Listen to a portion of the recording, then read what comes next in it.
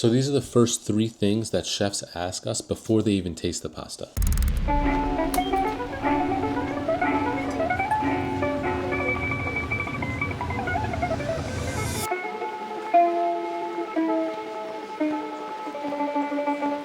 What's up? I'm Michael from Brooklyn Pasta Lab, and this week we served over 85 restaurants in New York City. And in this video, I'm going to be going over three things that chefs look for when testing our pasta. So one of them is how it's delivered. Another one is how they can store it and shelf life. And then another one is cook time and texture.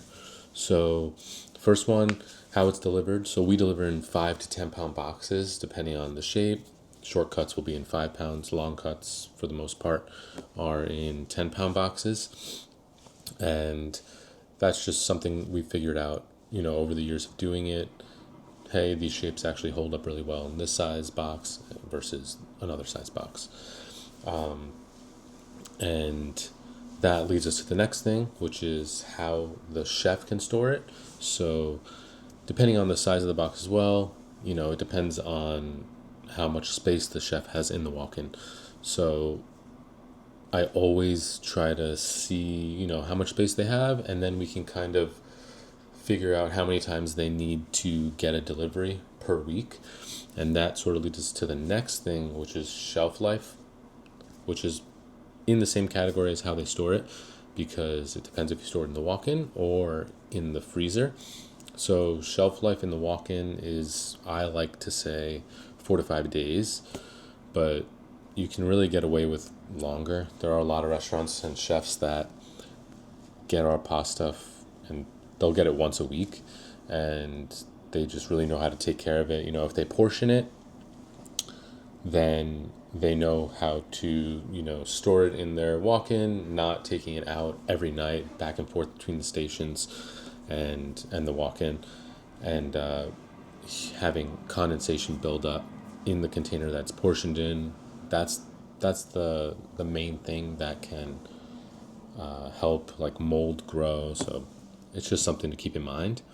And then there are also people that portion and then freeze. I don't like to freeze it in the actual box it comes in. We'll recommend to freeze portioned pasta. This way, if it's in a bag or a pint container, it'll just stay in that container, and there's not like so much moving around. You know what I mean? The thing about freezing it holds up really, really well, but you just need to be careful not to handle it too rough. That can cause it to like crack. If you just think of like a thin spaghetti frozen, it'll snap pretty easily. So if you make a little bundle, portion it up, and store it in your freezer, it'll hold up really, really well. And then the last thing, which is super, super important, is the cook time and obviously the texture of the pasta. Texture relates to cook time as well, because you want to get a certain bite, and depending on the shape, it's 3 to 6 minutes, something like that, compared to dried pasta, which can take way longer, maybe 10, 11 minutes. So it really does help chefs during service.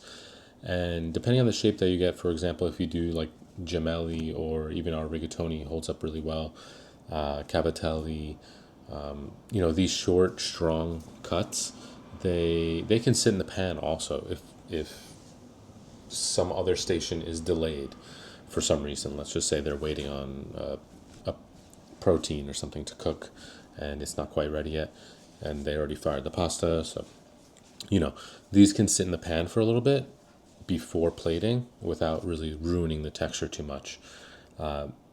And yeah, that's something that a lot of chefs ask about, cook time and then the texture. And then lastly, a little bonus one, obviously, is the flavor of the pasta.